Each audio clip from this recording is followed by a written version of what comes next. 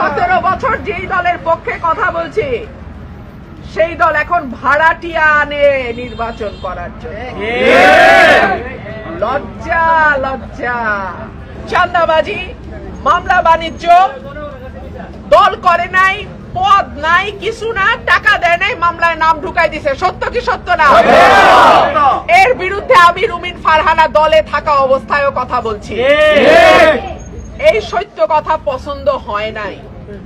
বিরোধী দলে থাকলে সত্য কথা মিঠা লাগে, সরকারে গেলে সত্য কথা তিতা লাগে। আমি কি করব? আমার কাজ সত্য বলা, আমি সত্য বলতেই থাকবো।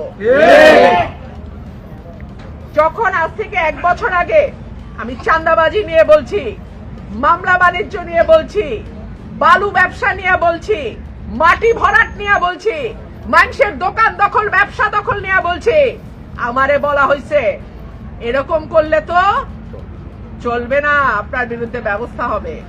এই যে দেখেন না, ব্যবস্থা হইল।